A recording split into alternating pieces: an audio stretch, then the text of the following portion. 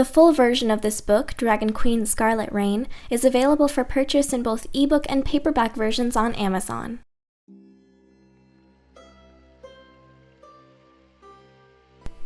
Dragon Queen, Chapter 18, Debriefing. The unconscious emerald dragon was brought to a small cave that served as a prison. Crisscrossing metal strips across the entrance barred the enclosure. Within, Bavaria converted the place into a mini hospital, bringing with her various medical instruments and a few well-trained assistants. Those with strong stomachs watched in awe and curiosity from outside the bars as the doctors began their work. Aylwin wasn't exactly one of them. The sight of needles piercing scale-stripped skin was not something she felt very comfortable watching. However, she still peeked in every once in a while to check in on their progress. The most interesting part of the process was when Bavaria used healing magic in tandem with the more hands-on procedures. Her hands deftly moved over the broken leg's exposed bone, guiding pieces back into torn flesh. Hours of laborious work later, the team moved on to the wings. Nervous glances were shared all around. After a few minutes of intense examination, Bavaria declared to the crowd that the limbs may not be able to be saved, but the team would try their hardest. Aylwin felt sick looking at the mangled pieces of bone and membrane, even when they were being handled with such care. She headed back to the center of the village to try to clear her thoughts. At the outskirts of the encampment, a circle of elderly ladies sat around a fire pit while knitting blankets, clothes, and the like. A few were even in dragon form while operating gigantic looms. They gossiped about recent events, making a few theories about who the little dragon might have been and how he ended up wounded like that. Two other dragon women held a different conversation, one that concerned Aylwin. Don't know if we should trust the girl yet. After all, shifters can still transform without being dedicated followers of Arya. It's only Kanan followers who can't, as far as I know, said one of them as her loom click-clacked away. The other dragon plucked a roast chicken from over the fire pit and gulped it down. Well, we haven't seen any of Empress Kalane's dragons become human before. Could they also be following a variation of Kanan? Could be, but still, the girl is Lyriel's daughter. How can we be so sure that... Noticing Aylwin walking past, she stopped speaking and nervously looked away, continuing her work. Aylwin pursed her lips, feeling pairs of eyes boring into her back. I suppose they have logical reasons to distrust me. My lineage isn't something to be taken lightly. The only way I'll be able to truly convince people of my loyalty is through action. I must help bring back the memories of the former rebellion leaders. Aylwin's path altered towards the historical archive tent. She had to finish the meeting with Delku and plan what to do next. She passed the blacksmith's hut once again, watching in fascination when he, still in dragon form, breathed flames upon white-hot iron. Jarrell worked alongside him, magically pouring water onto the metal when needed. Jarrell had told Aylwin of his partial apprenticeship to the blacksmith earlier, when the emerald dragon had been moved. He cited that as a reason for needing to leave once the surgery started. Aylwin suspected that wasn't the only reason. Jarrell waved as she passed, and she nodded back. "Where are you going?" he asked, cocking his head. "To your father. I need to continue the meeting with him." Jarrell whispered something to the great ironclad dragon beside him. The dragon nodded, mumbling something in reply. After one last splash of water upon the tip of a sword, Jarrell hopped over the fence separating the workshop from the pathway winding between tents and redwood trees. "I'll join you. I'd like to hear about what you all are planning anyway." Aylwin smiled and nodded, glad to have a friend join her. "What you did earlier with that dragon? I've been thinking about it." Jarrell scratched his head. "What do you mean?" Aylwin asked hesitantly. "It was pretty intense. You scared the hell out of him. I mean, he thinks he's saved, and then after he admits to killing humans, BAM! You turn into one." Jarrell shook his head. "You sure surprise me sometimes." I was really angry. The thought that such a young boy had done something like that infuriated me. Empress Kalane, despite the tragedies she has gone through, has no right to sully the heart of a child like that." Aylwin walked on. "Sending young ones out to fight her battles, I just can't believe it." Jarrell's smile sank into a frown. "This war is pretty terrible. But thinking back on what he said, it felt more like he had gone out on his own in order to prove himself worthy to fight. I don't think the Empress or one of her generals ordered him to." "Perhaps." Aylwin turned a corner, Jarrell at her side. The huge tent was now in sight. Still, the whole situation disturbs me. I'm sure everyone here could say the same. Aylwin nodded in response, watching her feet tread through crunching green leaves and pine needles. I see you got your shift necklace. What do you think of the fairy village? Jarrell tried to put his signature grin back on. The thought lifted Aylwin's spirits. I really loved it. I would like to visit again and simply explore it. I've actually always been fascinated with fairies. The idea of being so small and seeing the world from a new angle is interesting to me. Admittedly, I also find miniature things very cute. I've never been there myself, but I'm glad you enjoyed it. Jarrell lowered his voice. My wings would likely be colored, you know. Jarrell, Aylwin began, wanting to address his fear a little more, but not knowing what to really say, she just closed her mouth, giving him a look. His brows lowered. It's my decision. He opened the flaps of the huge tent, motioning Aylwin inside. The light of sunset shone through the small holes cut for windows near the roof. The shining gold paint brushed delicately on the tent's circular walls was illuminated in the orange glow. Delku sat at the end of a row of paintings, a brush in his hand sliding over the canvas. Aylwin's face, both in dragon and human form, was depicted in bold colors. How are you doing that? Aylwin breathed, looking at Delku's blindfold. He turned his head to her voice. Arya guides my hand, he answered with a half-smile. Honestly, I have no idea what I'm painting. I'll figure it out once it's dry and I can feel it. Don't tell me. I want it to be a surprise. I don't get to paint prophecies often. Aylwin and Jarrell knelt beside him, watching in wonder as he blindly, quite literally, spread brown paint in a downward motion, capturing Aylwin's wavy hair. He washed his brush in a bowl of water before taking up red paint, a brilliant streak of scarlet running through her locks. Is this supposed to show the event of me finally becoming a true shifter? I suppose I'll have to wait to see the full picture. The idea that my story is being detailed in a historical archive is incredible. I've never really thought about it, but I guess my decisions will have a big significance for these people. The very concept is actually quite terrifying. What if I make a poor choice and everything the Koana have worked for collapses upon itself? She gulped. I must keep faith. The likeness is uncanny, Jarrell whispered to her. She raised an eyebrow and nodded her agreement. I assume you've come to continue our discussion. Kara told me everything about the young dragon. No need to fill me in there. Delku painted in her dress. Aylwin brushed her fingers through her hair, suddenly realizing in horror how unkempt and tangled it was. Yes, I have. In terms of restoring memories to the leaders, who should we start with first and how would we go about it? Having a plan set in stone would help my mind rest easy. Of course. Our first target is a lord by the name of Rish Cheval. He's a Pegasus stallion governing the city-county of Clovendale. That area, while heavy in humans, also has the highest population of unicorns, griffins, hippogriffs, and pegasi in the kingdom.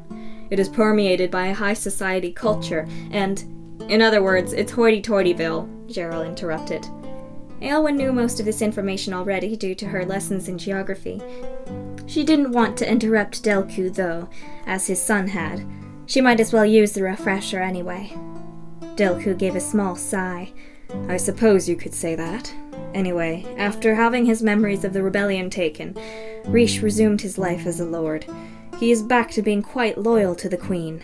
Once he had been interrogated by her coven of witches, he suspiciously seemed to have forgotten about the cruelties they had subjugated upon his people. Despite the growing plights of Clovendale, he regularly hosts lavish balls and parties, causing the city residents to become angry. The city itself is currently being protected by an elite brigade of human Pegasus night teams known as the Nightingales. While highly trained Pegasi provide flight and magical spells, their human partners ride on their backs and unleash torrents of arrows or other projectiles when needed. They have done very well in defending the city from dragon attacks thus far, but may prove very problematic when trying to get to Rish. How are we going to give him his memories back? How do the memory orbs work? Aylwin asked, watching Delku add the finishing strokes to her human form. Dipping his brush in scarlet paint, Delku worked on her dragon form looming behind her. The team we pick will infiltrate his next ball, which is happening in 2 weeks' time. Once there, they can talk among the guests and gather as much information about the state of the kingdom as a whole. Perhaps they can find information on the current whereabouts of Lyriel and her husband, if they are indeed alive. Concerning the memory transfusion, the team will need to get Riche into a room alone, since the process can take a relatively long time. Considering how many memories may be contained in the orbs, I estimate a transfusion time of about 5 minutes. Delku used a detail brush to paint highlights on scarlet scales. All that needs to be done to start the process is to touch the orb to his forehead. It will automatically stay stuck there until all the memories have been placed back. Aylwin absorbed this information like a sponge. Already she muled over several ideas to get the Pegasus stallion alone for the time needed, but it was too early to know for sure what might work. She would need to experience the stallion's personality for herself, as well as the general tone and culture of the ball. "Who do you have in mind for the infiltration team?" she asked. "I'm assuming you would like me to go. I want to go. I wish to play a direct part in keeping my kingdom alive. I feel I would also be a great asset to the mission. I know the mannerisms of the elite, as well as how to talk with them. I can do this task very efficiently." Delku gave a slow nod. "You are certainly right, Aylwin. I agree that you should go. It would be an excellent learning experience in how we operate. Being there to personally inform Riche of the state of the rebellion and your involvement with it once he has become himself again is imperative. The only risk, of course, is you falling into the hands of the enemy. That is why I am assigning Kara as the leader of the mission. Believe it or not, she is our best agent for work outside of our encampment. Much of the information we have about current events is due to her work." He gave a half smile. "As you likely noticed, she can be temperamental. She gets that from me, I'm afraid.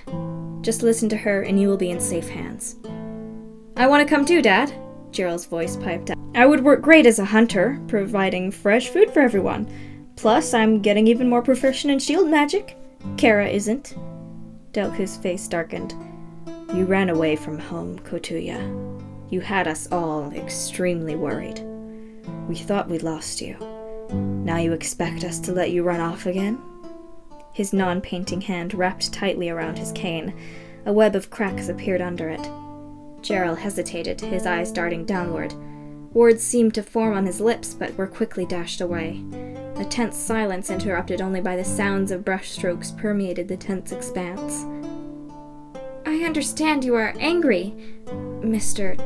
Delku," Aylwin said, just realizing she didn't know his last name, if Koana even had them. "And your anger is justified. However, Kotuya was also very helpful to me on my journey here. He is resourceful and skilled, a young man I think would very much be needed on the team." Delku seemed to simmer down. His hands still shook. "I will think about it and discuss the issue with Beveri. For now, please leave us, Kotuya." Jarrell hastily got up, briskly walking out of the room, but not before nodding to Aylwin in thanks. The painting was almost complete now. At least, that was what Aylwin thought until Delku's brush rose and began laying out the basic structure of another figure. Looking at it made her want to put pencil to paper and draw again. It had been all too long since she had sketched last. "Aylwin," Delku continued, "there are just a few things left to address. First off, your training. Over the course of the next week, you will undergo an intense regimen to learn combat skills from Kara, as well as utilizing the advantages of both human and dragon forms." "And magic?" Aylwin asked, silently reprimanding herself for the outburst. "Yes, you will certainly learn how to perform magic. Beveri will be a perfect teacher for healing and shielding magic. As for combat, Kara knows much in such things, but prefers using weapons. As such, I will convince the blacksmith, Erno, to assist you. He and I fought alongside each other long ago. He will teach you well." Aylwin voiced her agreement. Feeling the conversation was nearing the end, she got up. "And Aylwin," Delku paused, "if at all possible, we need to locate your father. If what you suspect is true, he may be an absolutely invaluable ally, and helping to reunite you with him would be a great honor." Aylwin bit the inside of her cheek. "I miss him a lot. Thank you for your kindness, Delku," she added quietly. "It is an honor to work with you." Delku nodded. "You are most welcome. You are free to do as you wish for the next few hours. I have ordered for a tent to be made for you, but for now you may stay in the guest tent already provided. Kara will fetch you tomorrow morning when your first few steps of shift training can begin. If you are hungry, Chev's baking shop is near the front of the village. It is labeled with a wolf eating a cake. A bit hard to miss. He has offered to be the one to feed you on a regular basis." He smiled and reached his free hand into his pocket, grabbing several clinking objects and setting them near him. "Here is some money. Spend it on what you like. Make the place feel like your own." Aylwin once again thanked him profusely, thrilled at the prospect of her own tent to call home. The idea of having a place she could even refer to by that word sent a warm feeling into her heart. They want me to stay here. I'll be living amongst people like me. A small pang thronged through her mind. The tent will be empty, save for me, though. No family. Alone. She took a deep breath. I mustn't let that get to me. I need to be thankful I'm even alive right now. She picked up the plethora of coins and placed them in a dress pocket. She turned to leave, but something caught her eye. With quick brushstrokes, Delku finished painting a stylized rendition of Jarrell. In the painting, he stood beside the depiction of Aylwin, his hand holding a swath of fire while giving his signature cocky grin. While this was surprising, the part that alarmed Aylwin was the sketchy outline of a dragon behind him. Just as Aylwin's dragon form was painted behind her, the outline behind Jarrell was likely representative of his. Aylwin gasped when Delku's brush headed straight for a bowl of gold leaf paint. Time seemed to stop. What do I do? Aylwin thought hurriedly. Anyone who sees the painting will know what it means. Jarrell's secret will be spread through the village without him getting the chance to explain himself first. If people really react as he predicted, this could ruin everything for him. Aylwin racked her brain for ideas. Her first instinct was to knock the paint over with her foot, or the brush out of his hand. But how, then, would she explain herself? Not to mention, Delku had said the act of painting was Arya working through him, guiding his hand. If Aylwin disturbed that, would the gardener be mad at her? She certainly didn't want to risk it. Maybe Arya is having this painted for a reason. Perhaps it is the only way to force Jarrell to come clean, to finally access the other half of himself denied for so long. Maybe this is for his own good. Aylwin wanted to cry out for Delku to stop. The very words hung in her throat, but she didn't release them. I'll tell Jarrell about it. He can decide what to do from there. Her brow furrowed in concern. Aylwin watched the gold paint being splashed across the tent canvas. Sweat beading on her brow, she turned and silently walked out. To be continued.